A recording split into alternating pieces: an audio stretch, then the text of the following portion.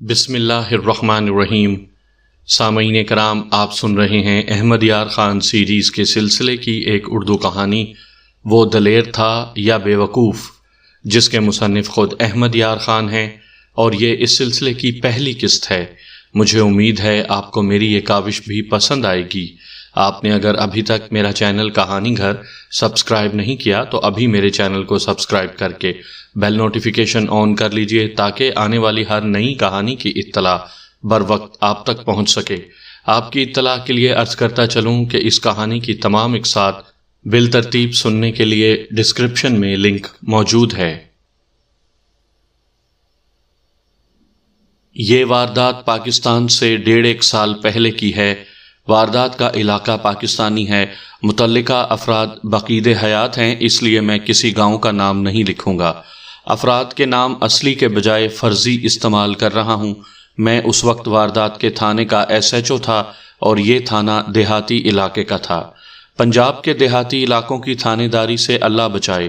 برادریوں کے مابین خاندانی دشمنیوں پر قتل اور خون خرابے روزمرہ کا معمول ہیں۔ اللہ کا فضل تو خوب ہوتا ہے، دونوں فریق ایک دوسرے سے بڑھ چڑھ کر رشوت دیتے ہیں، لیکن ہر ایک کیس گول نہیں کیا جا سکتا، مقدمہ تو قائم کرنا ہی پڑتا ہے۔ استغاثہ کمزور کر کے ملزم کو چھڑا لیا جاتا ہے۔ البتہ انگریزوں کے زمانے میں یہ کام بہت مشکل تھا۔ ہندو، مسلمان اور سکھ اکٹھے کام کرتے تھے، چغلی کا ڈر رہتا تھا۔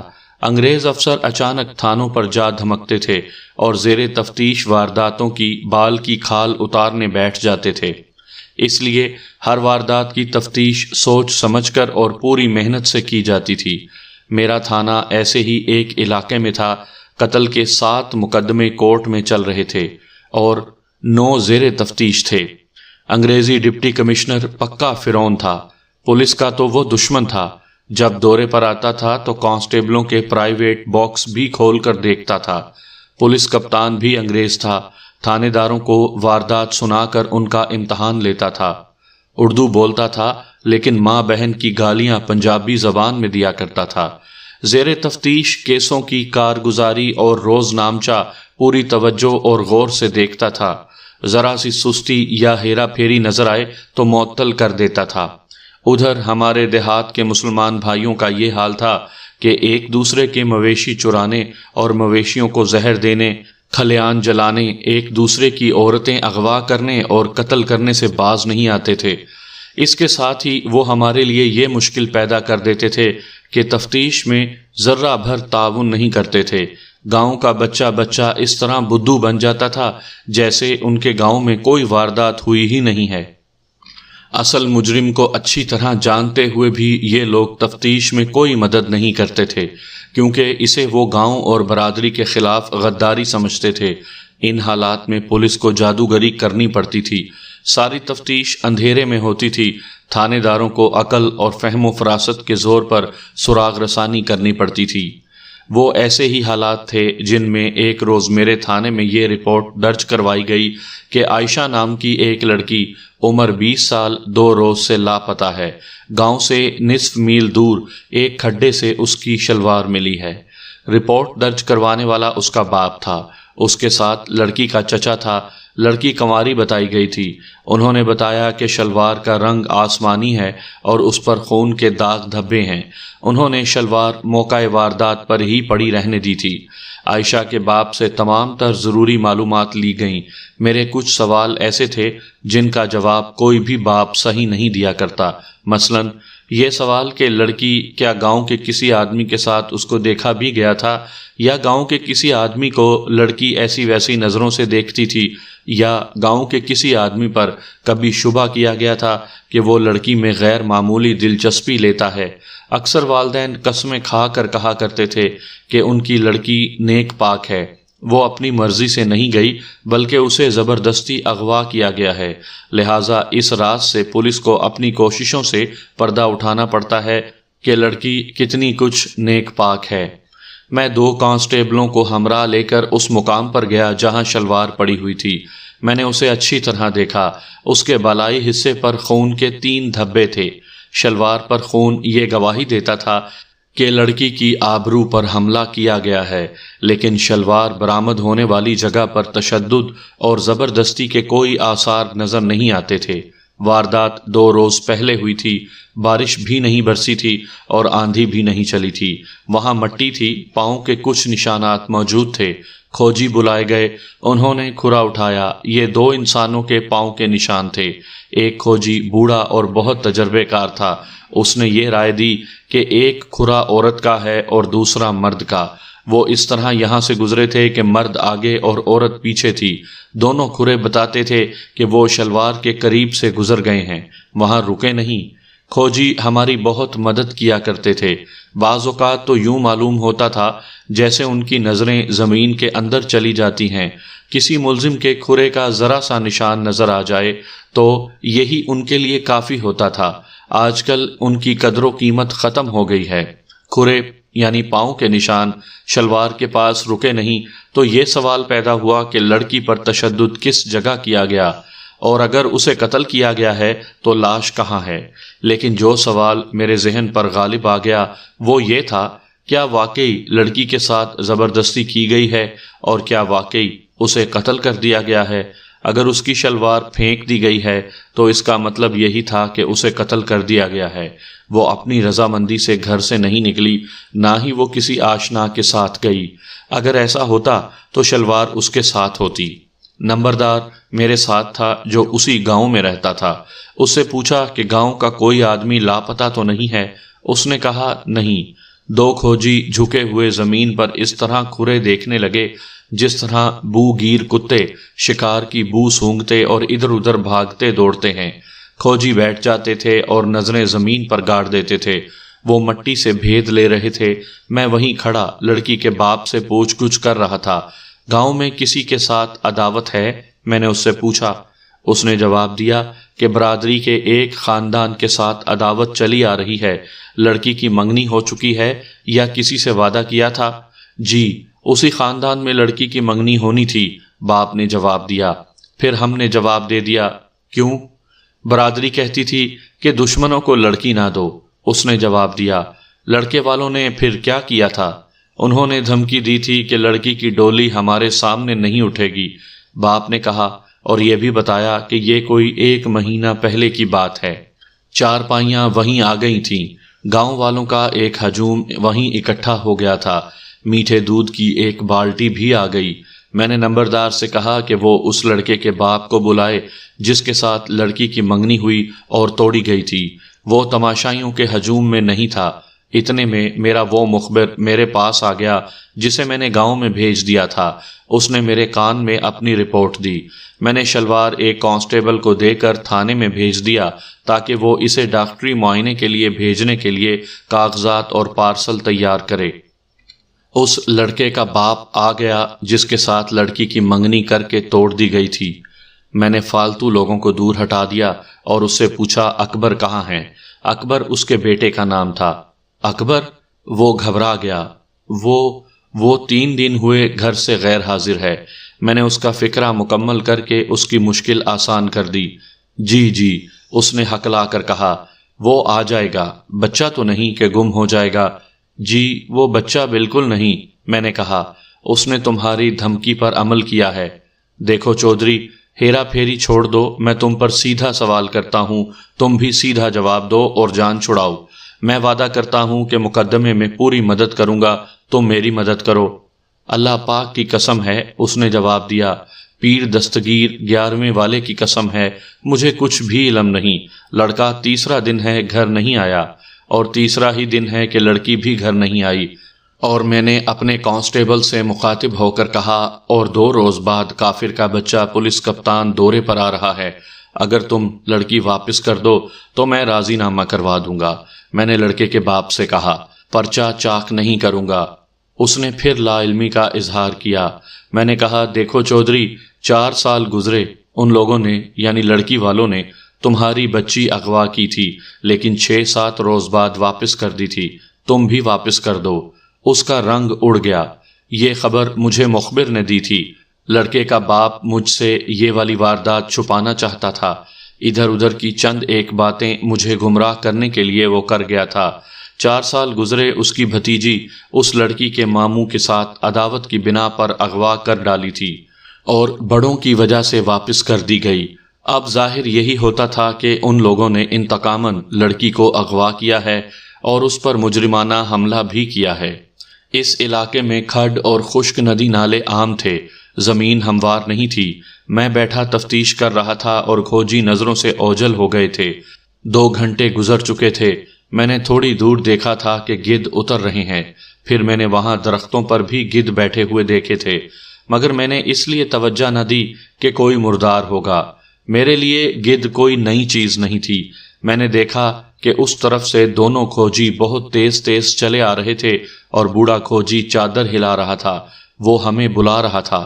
میں ان کی طرف چل پڑا۔ ہم ان کے قریب پہنچے تو وہ کچھ کہے بغیر آگے آگے چل پڑے۔ وہاں سے بنجر اور کھڈوں کا علاقہ شروع ہو جاتا تھا۔ علاقہ اتنا بنجر تھا کہ مویشی بھی ادھر نہیں جاتے تھے، عام راستوں سے بہت ہٹا ہوا تھا۔ کھوجی ایک جگہ رک گئے، وہاں گدھوں کا ایک غول ادھر ادھر بیٹھا تھا اور کھوجی پتھر اٹھا اٹھا کر انہیں مار رہے تھے اور نیچے سے گدھ اڑ کر باہر آ رہے تھے۔ میں نے جا کر دیکھا، ایک نشیبی جگہ ایک لاش پڑی تھی اور اس کے قریب ایک کلہاڑی رکھی ہوئی تھی۔ پہلی نظر سے میں نے یہی سمجھا کہ لڑکی کی لاش ہے، لیکن یہ کسی آدمی کی تھی۔ لاش کی حالت یہ تھی کہ پیٹ گدھوں نے چیر پھاڑ کر اندر سے کھا لیا تھا، سینہ بھی کھا لیا تھا، پسلیاں ننگی ہو گئی تھیں، بازو اور ٹانگیں الگ ہو چکی تھیں اور دھڑ کے قریب ہی پڑی تھیں۔ ان کا زیادہ تر گوشت گدھوں اور گیدڑوں وغیرہ نے کھا لیا تھا۔ ہڈیاں نظر آ رہی تھیں، آنکھیں گدھوں نے نکال لی تھیں، صرف چہرہ اور سر سلامت تھا۔ لاش کو دیکھ کر پہلے تو سب پر سناٹا طاری ہو گیا، کسی کی اونچی سانس بھی نہیں نکلتی تھی۔ اس خاموشی میں ایک آدمی کی دھاڑ توپ کی طرح سنائی دی۔ یہ دھاڑ اکبر کے باپ کی تھی اور لاش اکبر کی تھی۔ یہ وہی نوجوان تھا جس کے ساتھ گمشدہ لڑکی کی منگنی ہوئی اور ٹوٹی تھی، اور اسی کے متعلق میرے دل میں یہ شک پیدا ہوا تھا کہ لڑکی کو اغوا کر کے لے گیا ہے اور انتقاماً اس پر مجرمانہ حملہ کر کے قتل کر دیا گیا ہوگا۔ وہاں اس کی اپنی لاش پڑی تھی۔ میں تو لڑکی برآمد کر کے واپس کروانا اور کیس وہیں ختم کرنے کی کوشش کر رہا تھا، لیکن یہاں قتل کا ایک اور کیس رجسٹر کرنا پڑا۔ بات جو ایک عام ذہن کے آدمی کو بھی سمجھ آ سکتی تھی یہی تھی کہ اس مقتول اکبر نے لڑکی کو اغوا کیا اور اسی روز یا دوسرے روز لڑکی کے لواحقین نے اکبر کو قتل کر دیا۔ لیکن یہ قصہ عام ذہن کا نہیں تھا۔ پولیس کو مقدمہ قائم کرنا پڑتا ہے، جس کے لیے استغاثہ مضبوط اور قابل یقین ہونا ضروری ہے۔ اس کے لیے گواہوں اور ثبوت کی ضرورت ہوتی ہے، ورنہ عدالت میں قانون پولیس کے منہ پر تھوک کر مقدمہ خارج کر دیتا ہے۔ اور یہ تو اکثر ہوتا تھا کہ سیشن جج اپنے فیصلے میں یہاں تک لکھ دیتے تھے کہ تفتیش کرنے والے تھانے دار نے دانستہ کوتاہی کا ارتکاب کیا ہے۔ اس لاش کے ٹکڑے اکٹھے کرائے اور پوسٹ مارٹم کے لیے بھجوانے کا انتظام کر دیا۔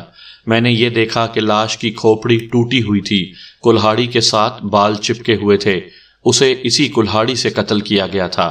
مجھے امید تھی کہ مقتول کا باپ جو اپنے جوان بیٹے کی لاش دیکھ کر پاگل ہو گیا تھا، اسی ذہنی حالت میں کوئی کام کی بات بتا دے گا۔ میں نے اس سے بہت سے سوالات پوچھے، گھما گھما کر جرح کی، لیکن اس نے مجھے کچھ پتا نہیں کے سوا اور کچھ بھی نہ کہا۔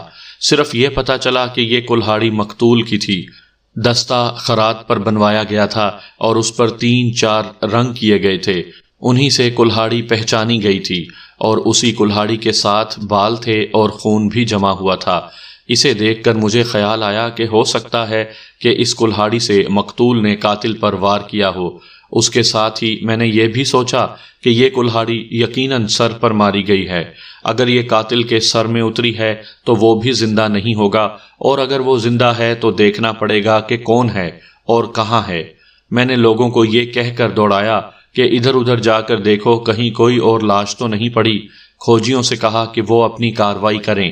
گھنٹہ بھر کی تلاش سے کہیں اور کوئی لاش نہ ملی، البتہ کھوجیوں نے مجھے ساتھ لے جا کر پاؤں کے بجھے بجھے نشانات سے واردات کا ایک منظر دکھا دیا جو اس طرح تھا خون کے خشک قطرے کھڈے سے نکلے اور آگے چلے گئے تھے۔ ان کے ساتھ پاؤں کے نشان کھڈ کی طرف آتے تھے۔ مقتول کھڈ کی طرف آ رہا تھا اور اس کا خون زمین پر گر رہا تھا۔ ایک جگہ مٹی نرم تھی، کھرا بتاتا تھا کہ یہاں مقتول رکا تھا۔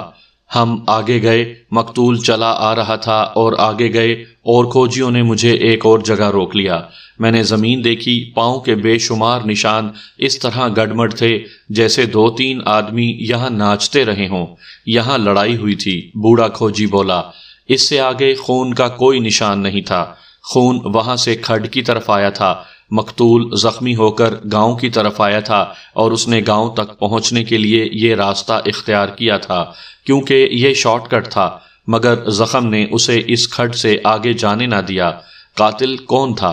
ان حالات میں تھانے داروں کو مداریوں کی طرح کرتب کرنے پڑتے ہیں۔ سوچ سوچ کر دماغ تھک جاتا ہے اور رات کو نیند بھی نہیں آتی، اور جب سر پر انگریز افسر سوار ہوتے تھے اور عدالت میں بال کی کھال اتارنے والے صفائی کے وکیل بما گواہان صفائی موجود ہوتے تھے، اور جب تفتیش میں گاؤں کے لوگ ذرہ بھر تعاون نہیں کرتے تھے تو تھانے داروں کا جینا حرام ہو جاتا تھا۔ میرے لیے لڑکی کی گمشدگی کے ساتھ ساتھ اس آدمی کا قتل، جس پر اغوا کا شبہ کیا جا سکتا تھا، چکی کے 2 پتھر بن گئے اور مجھے پیسنے لگے۔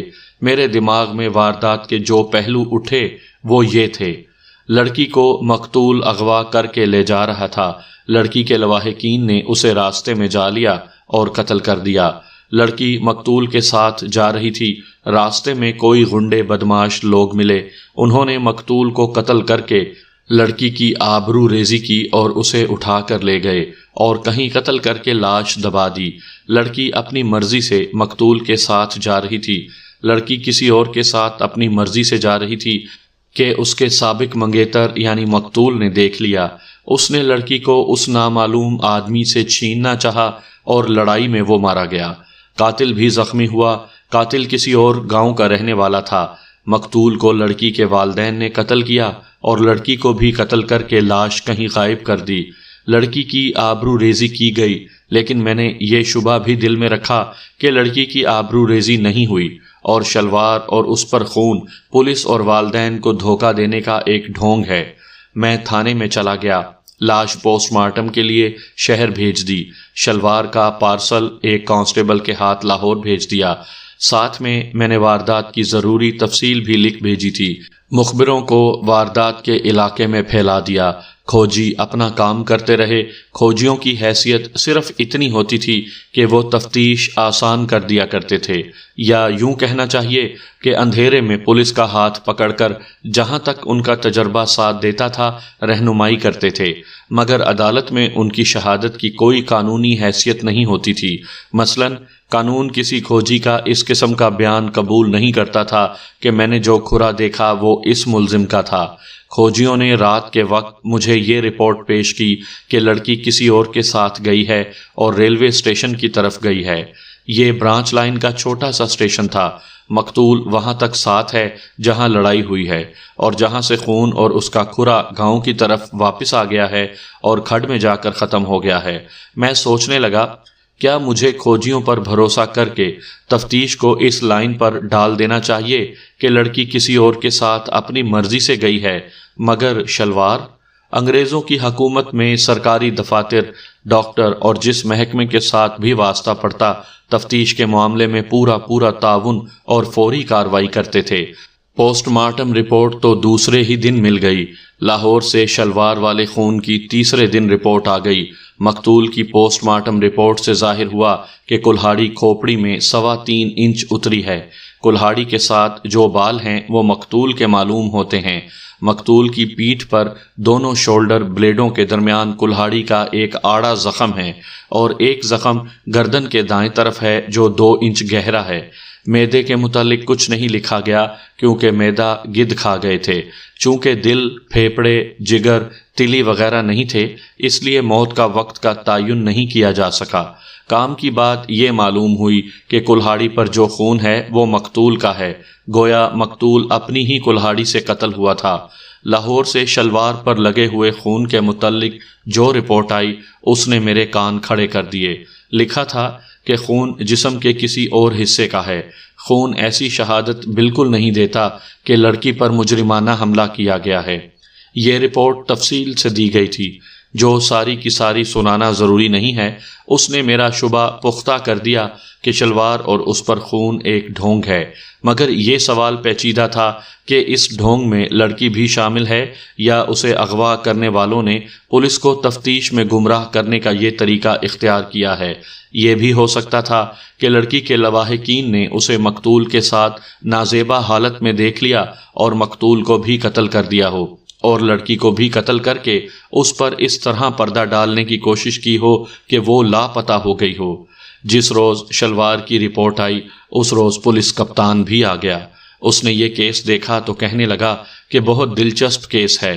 اس نے اس وقت کی تفتیش کی تفصیل پوچھی اور پھر مجھ سے پوچھنے لگا کہ میں اب کیا کروں گا۔ میں نے اسے بتایا تو اللہ نے مجھ پر کرم کیا کہ اس کے ذہن میں بھی یہی لائن آئی تھی۔ اس نے خوش ہو کر میری رہنمائی کی اور میں نے جی حضوری کے تمام کرتب دکھا کر اس پر ظاہر کیا کہ صاحب بہادر کا اقبال بلند ہو۔ میں اسی لائن پر چلنا چاہتا تھا۔ حقیقت یہ ہے کہ اس نے بہت سارے مشورے ایسے دیے تھے جو میرے لیے نئے تھے اور میں نے نہیں سوچے تھے۔ خدا نے اسے بڑا قابل دماغ دیا تھا۔ جب وہ واپس جانے لگا تو مجھے کہا تمہیں یہ لڑکی مل جائے گی۔ پھر اس نے مسکرا کر کہا اگر تم لڑکی کو اور قاتل کو پکڑ لو تو میں تمہیں انگلینڈ اسکاٹ لینڈ یارڈ میں بھیج دوں گا۔ میں نے غلاموں کی طرح اس کا شکریہ ادا کیا اور دل میں کہا تم اگر ذرا جلدی ٹل جاؤ تو یہی انعام کافی ہے۔ میں نے پہلے سلوٹ کیا اور جب اس کا گھوڑا چل پڑا تو میں مغلیہ دور کے درباریوں کی طرح جھک کر کورنش بجا لایا۔ میرے محرر نے جب کہا دفع ہو گیا ہے تو میں سیدھا ہوا۔ میں مقتول اور گمشدہ لڑکی کے گاؤں چلا گیا۔ مخبروں سے کوئی ایک بھی کام کی بات معلوم نہ ہوئی۔ گاؤں کے لوگوں نے زبانوں کو تالے لگا لیے تھے۔ یہ دو خاندانوں کی عداوت کا معاملہ تھا، اس لیے دوسرے خاندان کوئی بات بتا کر ان سے دشمنی مول نہیں لینا چاہتے تھے۔ میں نے ایک گھر کی ڈیوڑی میں ڈیرا ڈال دیا۔ لڑکی کے دو بھائی تھے، ایک چھوٹا ایک بڑا، اس کا باپ تھا اور ایک چچا۔ میں نے انہیں بلا کر باہر بٹھا دیا۔ سب سے پہلے باپ کو اندر بلایا، اسے ہر طرف سے گھیرنے کی کوشش کی لیکن وہ اصل بات پر نہ آیا۔ پھر اس کے چچا کو بلایا اور اسے اعتماد میں لینے کے سینکڑوں جتن کیے۔ اس نے ہر ایک کا سوال کا جواب خود اعتمادی سے دیا، لیکن میرے مطلب کی ایک بھی بات اس کے منہ سے نہ نکلی۔ لڑکے کے بڑے بھائی کو بلایا، اس پر میں نے سیدھا وار کیا۔ میں نے کہا تمہارا باپ اور تمہارا چچا پھسل گئے ہیں، تم یہ بتا دو کہ اپنی بہن کی لاش کہاں پھینکی ہے۔ اس نے میری آنکھوں میں آنکھیں ڈال دیں اور پوری دلیری سے بولا لاش کہیں پھینکی نہیں، اگر بہن زندہ سامنے آ گئی تو اس کی لاش کہیں پھینکوں گا نہیں۔ لاش گاؤں میں پڑی ہوگی اور میں تمہارے پاس کلہاڑی لے کر خود ہی پہنچ جاؤں گا، اور اگر اس آدمی کا عطا پتہ مل گیا تو اس کی لاش بھی تمہیں خود دکھاؤں گا اور اپنے ہاتھ تمہارے آگے کر کے کہوں گا یہ لے تھانے دار ہتھکڑی لگا لے۔ اتنی پختہ بات سن کر میرا دل مان گیا کہ قصہ کچھ اور ہے اور میرا شبہ بے بنیاد ہے۔ پھر بھی میں نے اسے کہا دیکھ جوان، غیرت والے بھائی اسی طرح باتیں کیا کرتے ہیں۔ میں پولیس کا آدمی ہوں، میں صرف باتوں سے راضی نہیں ہوں گا۔ اس 23-24 سال کی عمر کے گبرو جوان نے میرا ذرہ بھر بھی لحاظ نہ کیا، میری آنکھوں میں آنکھیں ڈال کر بولا میں جانتا ہوں تم صرف باتوں سے راضی نہیں ہوگے، تم نے ہمارے دشمنوں کا خنزیر کھا لیا ہوگا، ہمارے گھر سے تمہیں ایک پیسہ نہیں ملے گا، ایک ہماری عزت گئی، دنیا کے سامنے بدنام ہوئے، اور تم ہم پر الزام لگاتے ہو کہ ہم نے اپنی بہن کو قتل کر کے لاش کہیں پھینک دی ہے۔ میں درمیان میں بولنے لگا تو اس نے بڑے روب سے کہا دیکھو ملک صاحب، تم تھانے دار ہو، میرے خدا نہیں ہو، تمہارے گھر میں بیٹی کی ذات ہے، غیرت کرو، مجھے ہتکڑیوں اور پھانسی کا ڈر نہیں۔ جس دن سے میری بہن غائب ہوئی ہے میں پھانسی کے تختے پر کھڑا ہو گیا ہوں، مجھے اب تمہاری دھونس اور ہتکڑیاں ڈرا نہیں سکتی۔ اصل ملزم پکڑو، نہیں تو مجھے حوالات میں بند کر دو، کہیں ایسا نہ ہو کہ تمہارے بچے میرے ہاتھوں یتیم ہو جائیں۔ دیہات کے لوگ تھانے داروں کو خدا سمجھا کرتے تھے، ایسی دھونس سے پولیس کے آگے کوئی نہیں بولتا تھا، لیکن اس نوجوان نے مجھے ہلا کے رکھ دیا۔ میں بھی مسلمان تھا اور 2 بچیوں کا باپ اور ایک بہن کا بھائی۔ میں نے اس کی بات تسلیم کر لی کہ لڑکی اپنے لواحقین کے ہاتھوں قتل نہیں ہوئی۔ اس کے باپ اور چچا کا انداز بھی بتاتا تھا کہ وہ بے گناہ ہیں۔ میں نے اس کے چھوٹے بھائی کو نہ بلایا، بڑے بھائی کو یقین دلایا کہ میں نے دوسرے فریق سے رشوت نہیں لی اور میں اس کی بہن کو اپنی بہن اور بیٹی سمجھتا ہوں۔ اسے میں نے کہا کہ میں اس کی ماں سے بھی ملنا چاہتا ہوں۔ اس نے کہا کہ یہ مہربانی کرو کہ اسے یہاں نہ بلانا، ہمارے گھر چلو اور اکیلے چلو، کوئی سپاہی ساتھ نہ ہو، جو پوچھو گے بتائیں گے، عزت خاطر کریں گے، لیکن ہم گاؤں میں یہ نہیں کہلوانا چاہتے کہ ہماری ماں کو پولیس نے طلب کیا ہے۔ میں اس وقت وردی میں تھا۔ مجھے اس جوان کی باتیں اتنی اچھی لگیں کہ میں نے اسے کہا کہ میں تمہارے خاندان کی پوری عزت کروں گا، میں وردی میں تمہارے گھر نہیں جاؤں گا اور دن کے وقت بھی نہیں جاؤں گا، آج رات کو آؤں گا۔ میں اسی رات دیہاتی کپڑے پہن کر ان کے گھر گیا۔ لڑکی کی ماں کو الگ بٹھا کر پوچھا کہ لڑکی عام طور پر کس طرح کے کپڑے پہنا کرتی تھی۔ میں نے اپنے ذہن پر بہت ہی زور دے کر تفتیش کی ایک لائن نکالی تھی اور اس میں پولیس کپتان کے مشورے بھی شامل تھے۔ میں اب ان کے مطابق تفتیش کر رہا تھا۔ ماں نے بتایا کہ لڑکی ہمیشہ سوٹ ہی پہنا کرتی تھی، یعنی شلوار اور قمیض کا رنگ ایک ہی ہوتا تھا۔ یہ بات میرے کام کی تھی۔